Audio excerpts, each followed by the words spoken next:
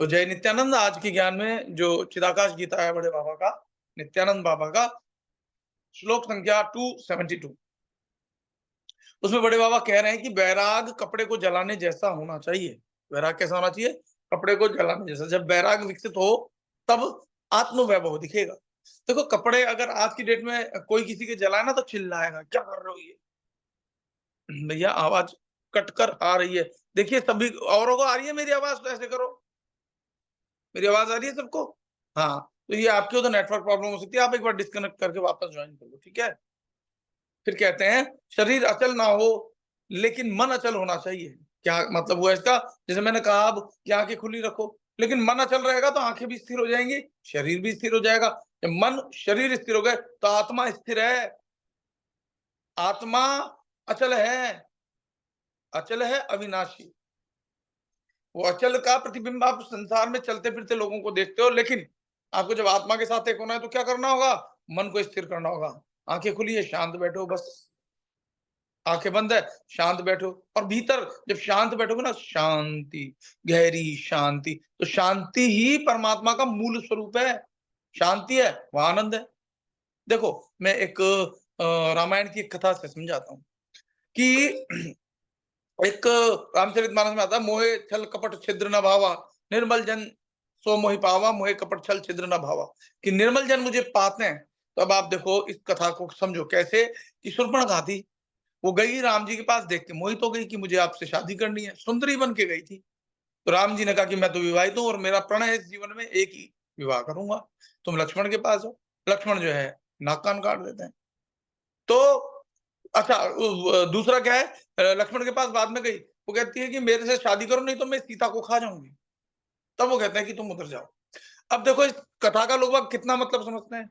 नहीं समझते। बहुत गहरा ज्ञान छुपा हुआ है। इसका मतलब यह है, राम यहाँ पर आनंद है और शांति उनकी शक्ति कौन है? सीता, है ना? तो राम जी जो है आनंद है, आनंद के पास। तो राम जी क्या कह रहे हैं? मोहे कपट छल छिद्र ना भावा, निर्मल जन सो मोहि पावा, मोहे कपट छल छिद्र ना भावा। यानी यहाँ कथा के रूप में क्या बताया? शूर्पणखा वेश बदल के गई थी, जैसी थी वैसी नहीं गई। तो ऐसे हम परमात्मा के सामने हमारा ढोंग नहीं चलेगा कि हम भगवान मैं आपके ना सवामणि कर दूंगा, ये कर दूंगा। ये सब बाहरी बातें हैं। वो परमात्मा को जो निर्मल मन होता है, आपका मन निर्मल होना चाहिए। तो सीता यानी शांति, राम यानी आनंद। तो आनंद और शांति सब चाहते हैं, बुरा थोड़ी ना है चाहना। सबको सुख चाहिए, शांति चाहिए। बुरी बात है क्या? हाँ जी ना जी। बुरी बात है या नहीं है? बुरी बात नहीं है तो ऐसे करो, और है तो ऐसे करो। बुरी बात है कि नहीं है? नहीं है बुरी बात। सबका अधिकार है ना, सुख और शांति पे, आनंद और शांति पे। लेकिन जो कपट करके जाता है, उसके नाक कान का हरण कर लिया जाता है। ठीक है ना? नाक का मतलब क्या होता है? गंध किससे आती है? पृथ्वी तत्व क्या है? गंध यानी नाक। यानी पृथ्वी तत्व भी उसका कमजोर हो जाता है। और कान क्या है? शब्द। पृथ्वी से लेकर आकाश तक सब उसके विपरीत हो जाता है, जो भगवान से धोखा करता है। ठीक है ना? तो यहाँ आप बैठते हो और साधना को समझते नहीं हो। हर किसी पे विश्वास करते हो, अपने आप पे विश्वास नहीं करते हो। मैंने एक वो भेजा था, वो एक लड़की है सुहानी, जो कि मन माइंड रीडिंग करती है और साफ कहती है। एक व्यक्ति वो भी है बागेश्वर धाम, कहता है मैं चमत्कार करता हूँ। तो वो ज्यादा अच्छी है ना, वो कहती है कि नहीं, ये एक ट्रिक है।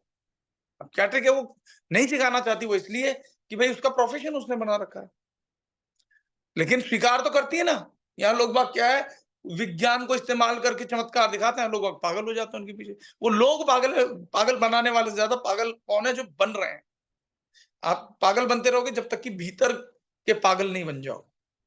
देखो, हर चीज के दो अर्थ हैं, एक बाहर और एक भीतर। और जो बाहर है ना, वो दो अनेकों में बदल जाते हैं, फिर कुछ समझ में नहीं आता। तो कह रहे हैं कि शरीर अचल ना हो लेकिन मन अचल होना चाहिए। मन अचल हो जाए। जिन लोगों का मन शुद्ध नहीं हुए हैं, उन्हें समदृष्टि नहीं होती। समदृष्टि का मतलब होता है सब, समदृष्टि का मतलब सब जगह परमात्मा ही दिखते हैं, हर जगह। वो होती है समदृष्टि। और जब परमात्मा हर जगह दिखते हैं तो ना आप में राग आएगा, ना द्वेष आएगा, ना क्रोध आएगा, ना लोभ आएगा, ना ईर्ष्या होगी, ना जलन होगी, क्योंकि आपको पता है कि वो जो सामने आ रहा है वो मेरे में भी है। समदृष्टि इसको कहते हैं, हर जगह परमात्मा को देखना और परमात्मा में सबको देखना। परंतु एक चीज और, कि यद्यपि सब कुछ परमात्मा से हो रहा है, परंतु फिर भी परमात्मा करता नहीं है। यही हमें विकसित करना अपने अंदर, कि कर्म तो सारे हमसे हो, क्योंकि गुण गुणों में बरत रहे हैं, लेकिन उन गुणों से हम प्रभावित ना हो। हम उन गुणों से परे, परे से मतलब ये निर्गुण अवस्था में आ जावे। तो फिर कहते हैं जिन लोगों में अभ्यास नहीं होता, उनके लिए सत्वगुण प्राप्त करना बहुत ही कठिन होता है। कृपया करके जो लोग हिल रहे डुल रहे हैं, शांत बैठ जाएंगे तो धीरे धीरे धीरे धीरे धीरे धीरे धीरे एनर्जी जो है सेटल होगी। और फिर अचल हो जाओगे, तब भीतर कुछ सुनाई देगा, अन्यथा कुछ नहीं सुनाई देगा। अभी मैं 15 मिनट बाद बंद कर दूंगा, तब आप लोग घूमना फिरना काम कर लेना। अभी कुछ समय के लिए अपने सांसारिक काम को कुछ समय के लिए तो बंद कर दो। फिर कहते हैं सूक्ष्म बुद्धि का विकास अभ्यास से होता है। जब तक अभ्यास ना किया जाए, तब तक सांसारिक जीवन के लिए इच्छा नष्ट नहीं होती। तो मूल कारण है, शिव बनने के लिए आपको कामदेव को भस्म भस्म करना होगा, और इच्छा ही सबसे बड़ा मूल कारण है। जिस दिन आपके भीतर से इच्छा ना हो और जो आपकी आवश्यकता है वो अपने आप पूरी होने लग जाए, समझ जाना आप परमात्मा से बिल्कुल कनेक्टेड हो, और परमात्मा आपके लिए हर तरह से तैयार बैठा। आप ही उनको अलाउ नहीं करते। जैसे कि वो व्यक्ति होता है ना, जो स्वयं ही पत्थर उठा लेता है, तो भगवान लौट आते हैं। ठीक इसी प्रकार से जब आप स्वयं ही करता हो जाते हो, तो फिर परमात्मा वापस बैठ जाते हैं कि ठीक है, अब तो ये बड़ा हो गया। फिर कहते हैं कि स्थावर संपत्ति, धन, स्त्री, सुवर्ण के पीछे दौड़ना व छोड़ना बहुत मुश्किल है। अधिकतर लोगों का यही हाल है, वो छोड़ना बहुत मुश्किल है। और जो छोड़ते हैं ना लाखों करोड़ों अरबों खरबों, उसके बदले वो कई 1 करोड़ अगर दान दिया, तो 100 करोड़ उसके बदले वापस लेना चाहते हैं। आज आप देख लो ना, कितना प्रोजेक्शन हो रहा है। एक व्यक्ति किसी को भी, चाहे वो बड़ा अंबानी परिवार हो या कोई हीरो हो, एक्टर हो, मंत्री हो, संतरी हो, कितना प्रोजेक्शन किया जाता है। रात दिन बस वही वो दिखता रहता है। और जब रात दिन कोई एक ही दिखता रहेगा, तो क्या आपके ये जो मन है ना, अवचेतन मन, इसमें वो छा जाएगा। फिर आप उठोगे तो उसी का चित्र दिखाई देगा। इसलिए अगर आपको अभ्यास करना है, तो किसका करना है? भीतर की आत्मा का, ताकि कोई और उसमें बस नहीं जाए। दिन भर आपके सामने आप उठ रहे हो, एक ही पोस्टर, एक ही चित्र, एक ही वो, एक ही वो, एक ही वो, एक ही वो, तो ऑटोमेटिकली वो आपको भगवान ही दिखने लगेगा। और संसार में आज मीडिया ने कहा, मीडिया में 2 चीजें हैं, अच्छी भी है। इसीलिए तो नित्यानंद बाबा ने कहा ना, कि अंधकार में भी जो प्रकाश को देखता है, ये संसार मानो अंधकार है, इसमें भी प्रकाश है जो दिखाई नहीं देता। जो अंधकार में भी प्रकाश को देखता है, वो परमात्मा को देखता है। तो चारों ओर, मैं तो घर में न तो न्यूज़पेपर आता है, और ना ही मैं टीवी देखता हूँ, मतलब न्यूज़ वगैरह। कभी-कभी कुछ होता है ना, जैसे मैं अब देश में मान लो अब इलेक्शन करवाने में जाऊँगा, तो मैं मेरी परफॉर्मेंस देखूँगा, अभी मैंने कराया, क्या रहा, क्या नहीं रहा। तो वो देखने के लिए कभी देख लिया, पर ऐसे जैसे इंटरेस्ट के साथ लोग बैठे रहते हैं ना टीवी पे, मैंने देखा है, सिर्फ यही देखते रहते हैं, डिबेट ही देखते रहते हैं। ऐसा नहीं करता हूँ मैं। और मैं कहूँगा, आप भी संसार से बाहर निकलो, क्योंकि इस संसार में प्रोजेक्शन चल रहा है। आप उठा के देख लो इतिहास, कोई क्रिकेटर में किसी को भगवान बना रहा है, कोई फ़िल्म स्टारों में किसी को भगवान बना रहा है, कोई नेताओं में किसी को भगवान बना रहा है, कोई अमीर है, अमीर बहुत अमीर है, तो चाहे वो अच्छा हो बुरा हो, उसका प्रोजेक्शन रहा है, देखो कितना बढ़िया है संस्कार, इतना पैसा होने के बाद भी देखो डाउन टू अर्थ है ना? हो सकता है डाउन टू अर्थ हो सकता है ना हो, दिखाया कुछ और जा रहा हो कुछ और, कुछ नहीं मालूम, कुछ नहीं मालूम। सत्य तो आपको आपके भीतर ही दिखाई पड़ेगा।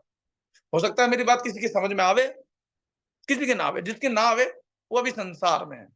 उसको लगेगा कि मैं राजनीति की बातें कर रहा हूँ, जबकि मैं राजनीति के भीतर के सत्य की बात कर रहा हूँ। प्रोजेक्शन चल रहा है।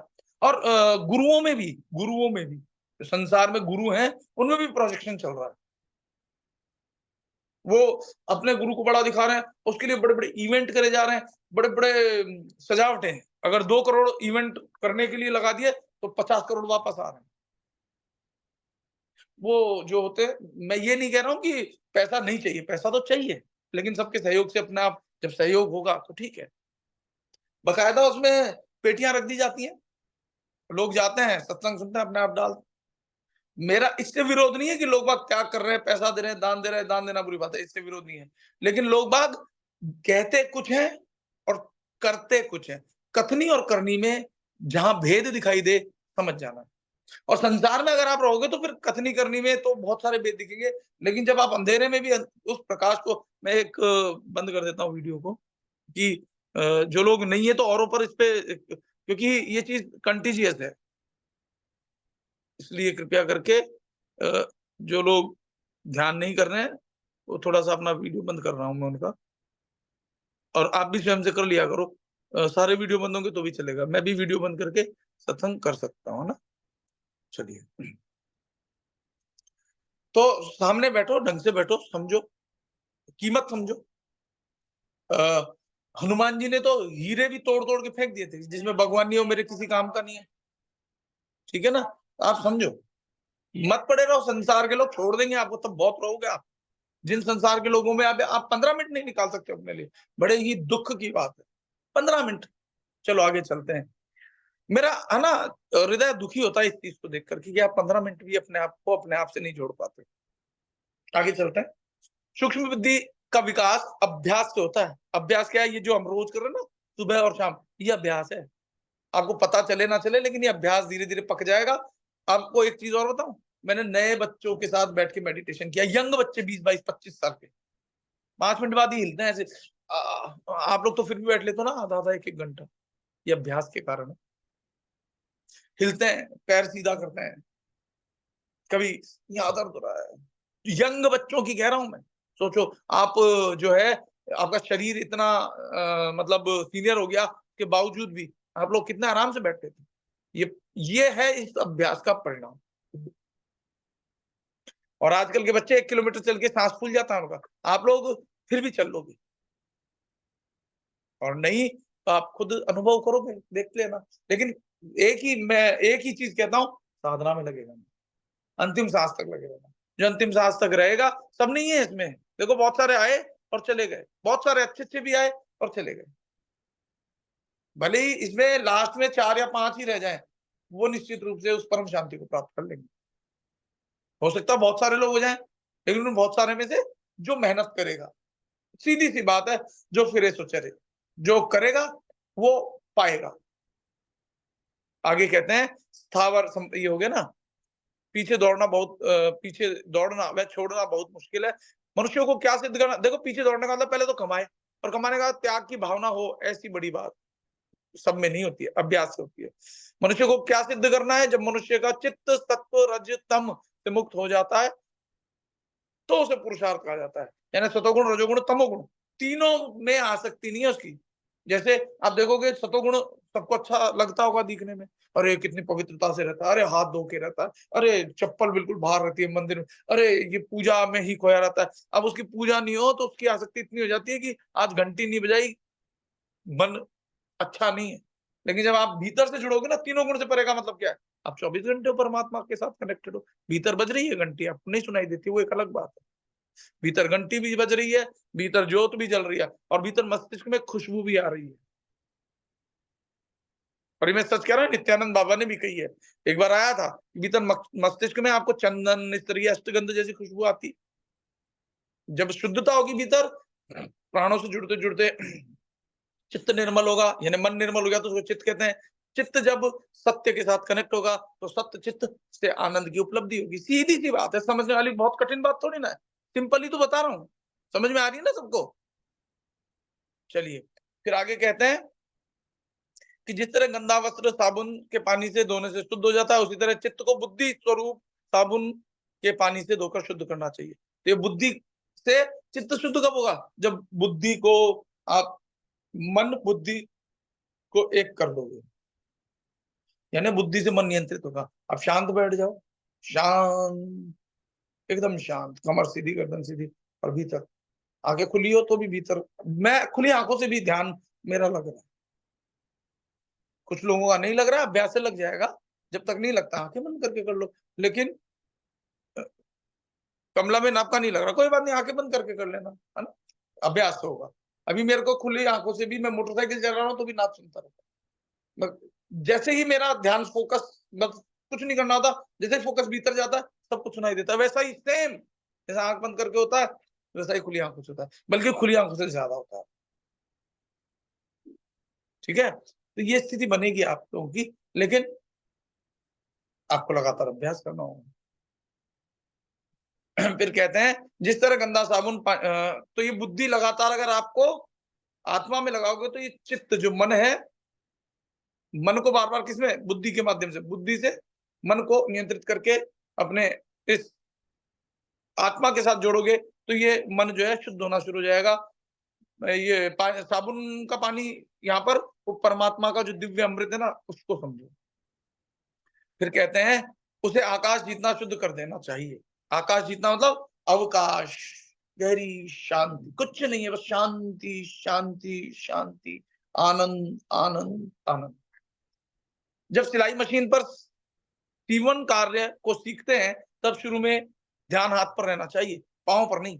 उसी तरह जब हम बुद्धि पर ध्यान केंद्रित करते हैं तब मन को हृदयाकाश में एकाकार कर देना चाहिए। तो जैसे जैसे आपका हृदयाकाश में ध्यान टिकने का अभ्यास हो जाएगा ना, उसके बाद आप खुली आंखों से भी कर सकते हो। अभी आपका हृदयाकाश में ध्यान पका नहीं है, ठीक है, तब मन को हृदयाकाश में एकाकार कर देना चाहिए और तभी हम चिरंतन शांति सिद्ध कर सकते हैं, जिसे नित्यानंद कहा जाता है। ये श्लोक संख्या नित्यानंद बाबा ने अपनी जो डेफिनेशन दी है 272 में, लास्ट में बाबा ने कहा है, वो चिरंतन शांति, जो भीतर एक शांति है ना, और शांति के भीतर एक नाद गूंज रहा है, एक अक्षर ब्रह्म, ओम इत एकाक्षरम ब्रह्म। ओम जैसा संकेत है, तो आपको भीतर सुनाई देगा, उसको आप बोल नहीं सकोगे, कोई भी नहीं बोल सकता, लिख भी नहीं सकते, वो अलग अलग ही आवाज है, सबको सुनाई देती, सबके अंदर बज रही है, सुनाई जिसको नहीं दे रही है, अभ्यास करना होगा। स्पष्टीकरण में बाबा कहते हैं कि वैरागी हरदम आगे बढ़ते रहना चाहिए और कभी घटने की और उसका झुकाव नहीं होना चाहिए। वह कपड़े को जलाने जैसा है, वैराग जैसे बढ़ता है उसी तरह आत्म वैभव की रोशनी का अनुभव होता है। मनुष्य का मन स्थिर होना चाहिए, शरीर चाहे स्थिर हो या नहीं उससे ज्यादा फर्क नहीं पड़ता। शरीर ईश्वर साक्षात्कार की प्रक्रिया में गौण है, ठीक है, शरीर जो है सबसे ग्रॉस लेवल पे इसलिए गौण है। समाधि समदृष्टि सिद्ध करने के लिए मन शुद्ध होना चाहिए, इसीलिए बाबा ने एक भजन वो लाइन गाते ना, निर्मल मन विशाल मन, है ना, बात बोलते हैं ना बा, तो ये मन को विशाल होना चाहिए, हृदय हृदय बड़ा होगा सभी को समा सकेगा। निर्मल मन विशाल मन शुद्ध मन। कहते हैं मन की शुद्धि बगैर समाधि सिद्ध नहीं होती। सत्वगुणों का विकास हमारे अंदर करने के लिए अभ्यास आवश्यक है, अभ्यास के बिना नहीं होगा। एक संगीतकार संगीत जानता है फिर भी वो प्रैक्टिस करता है। एक गायक सोनू निगम है, बहुत अच्छा गायक है, लेकिन आज भी रियाज करता है। आज की डेट में वो जितने वेरिएशन से गाने गा सकता है, शायद उतने वेरिएशन से कोई शायद नहीं गा सकता, तो भी वो अभ्यास उसका बना हुआ है।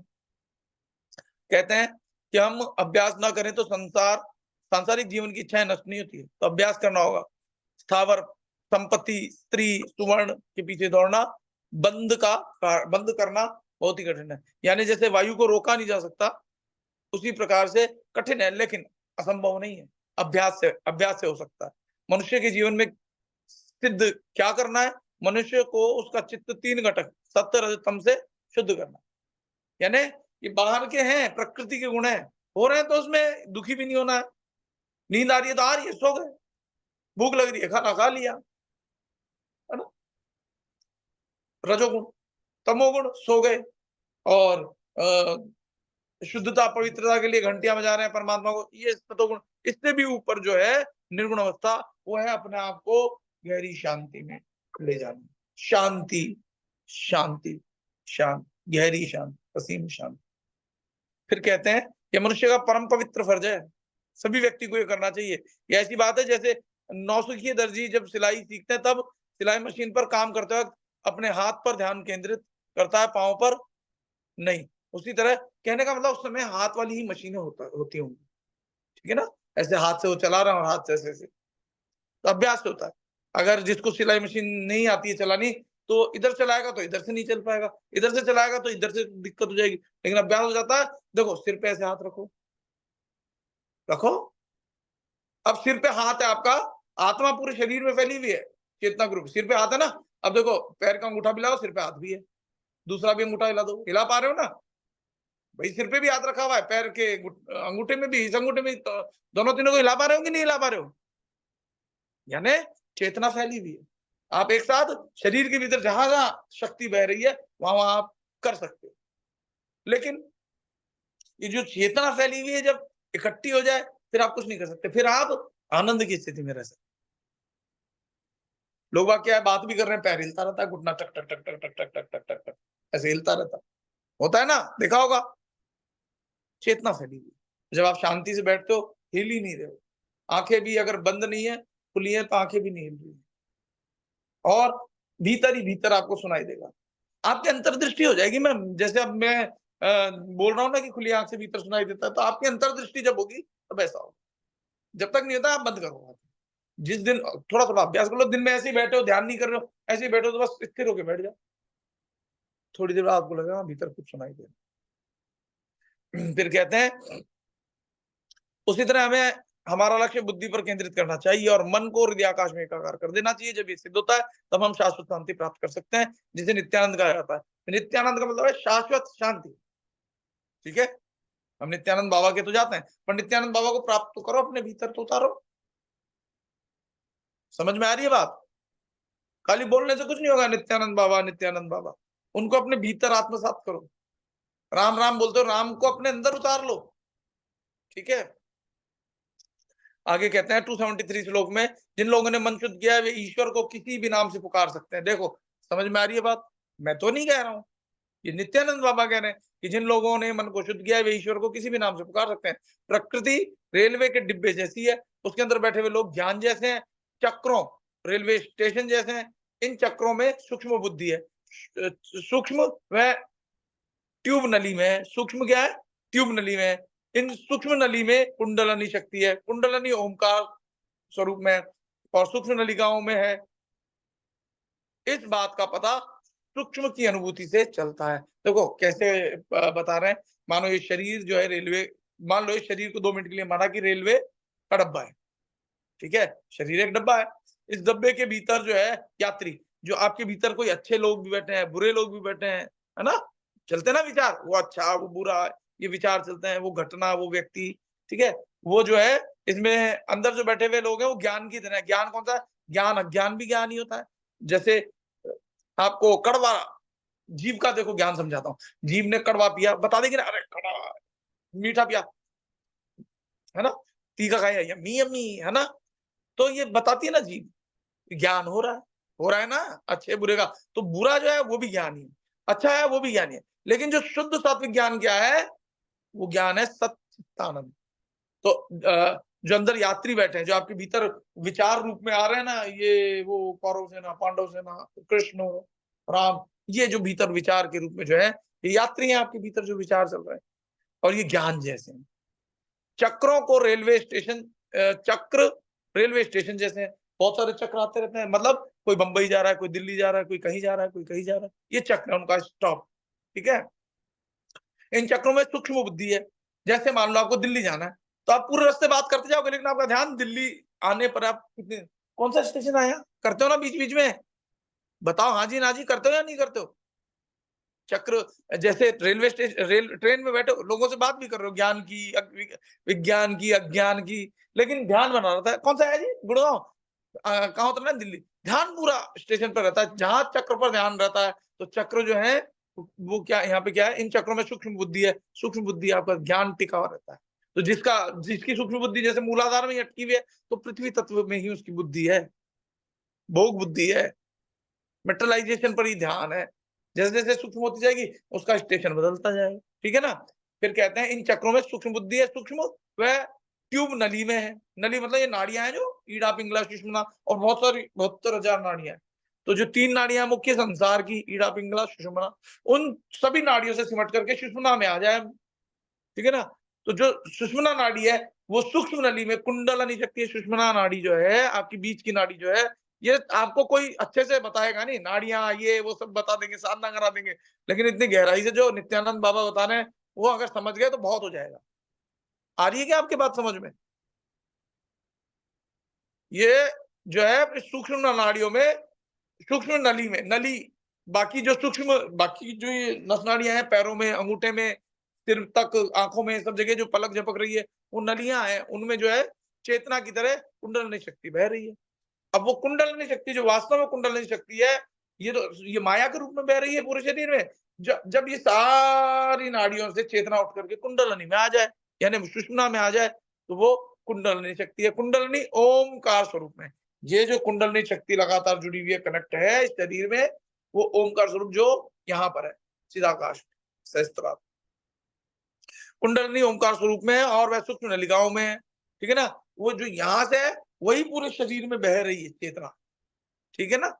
तो हमारी नीचे की ओर ही बहती रहे, संसार की ओर ही बहती रहे, नीचे के चक्रों में ही बहती रहे, उससे हमारे को सुख दुख दोनों आते हैं। लेकिन जब ये चेतना उठ करके आप यहाँ पे लगाया करोगे, तो एक दिन आप पाओगे कि आपका ज्ञान, आपकी बुद्धि, आपका मस्तिष्क आनंद की ओर बढ़ता ही जा रहा है। अब दुख जीवन में कम होते जा रहे हैं, बीमार भी नहीं पड़ रहे हो, या पढ़ भी रहे हो तो जैसे पढ़े ठीक हो गए, ऐसी स्थिति आ जाएगी। और मैं सच कह रहा हूँ, झूठ नहीं कह रहा हूँ, मैं तो मेरी अनुभूति पे कह रहा हूँ, जो मैंने अनुभव किया है, बहुत से लोगों ने अनुभव किया भी होगा, लेकिन जो लोग ये अनुभव नहीं कर रहे हैं, तो साधना अच्छे से करो, मन लगा के करो, ठीक है ना?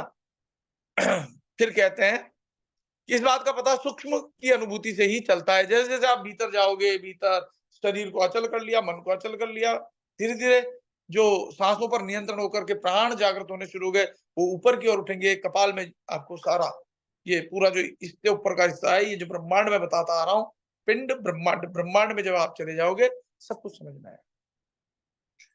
स्पष्टीकरण में फटाफट से मैं धारा प्रवाह बता देता हूँ। शुद्ध मन वाले मनुष्य ईश्वर को किसी भी नाम से पुकार सकते हैं। वो ऐसे नहीं लड़ेंगे, मेरा राम बड़ा, मेरा कृष्ण बड़ा, कोई कह रहा अल्लाह बड़ा, कोई कह रहा वाहे गुरु बड़े। वो इस भेद में नहीं पड़ेंगे।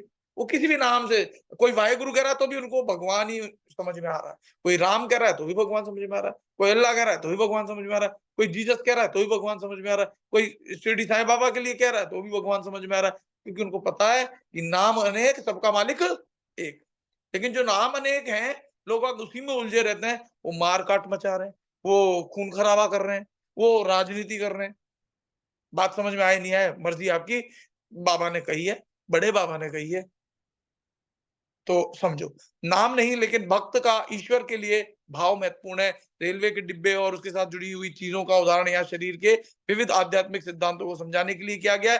प्रकृति की तुलना रेलवे के डिब्बे के साथ की गई है।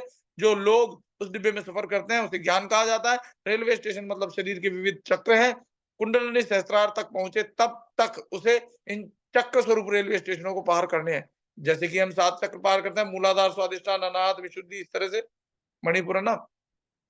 उन रेलवे इंजनों की नलियों में रही भाप की साथ तुलना की गई है। इंजन की ट्यूब अर्थात शरीर की नाड़ियां, इन नाड़ियों में कुंडलिनी शक्ति सफर करके ऊपर की दिशा में दिमाग में रहने के लिए सहस्त्रार की ओर गति करती है। जिनका दिमाग से नीचे की ओर आती है ना शक्ति, कुंडलिनी शक्ति, तो वो अधोगमन है। ऊपर उठती है, वो ऊर्ध्वगमन है। ठीक है? तो शांत हो जाओ, शांत नहीं होगे तो बेचैन रहेगा मन। पहले मस्तिष्क को शांत कर लो, आंखें बंद करके भीतर यहाँ पर ध्यान लगाओ। शांति ज़रूरी है, उसके बिना काम नहीं करेगा दिमाग। क्योंकि मन जो है इतना खतरनाक है, कहीं और विचार कराना शुरू कर देगा, ठीक है? दिमाग खराब हो जाएगा, पसीने आने शुरू हो जाएँगे, इसलिए शांत हो जाओ। फिर कहते हैं इंजन की बहुत मुश्किल होता है ना मन को स्थिर करना, हो जाएगा। ध्यान मन जो चाहता है उसका अपोज़िट करो, शांति। इंजन की ट्यूब अर्थात शरीर की नाड़ियां, इन नाड़ियों में कुंडलिनी शक्ति सफर करके ऊपर की दिशा में दिमाग में रहने वाले सहस्त्रार की ओर गति करती है। मनुष्य का सबसे महत्वपूर्ण प्राथमिकता अग्रता रखता है, फर्ज अनुभव से कुंडलिनी शक्ति को सिद्ध करना है। इस बात को आप समझो। समय हो गया है 9:42।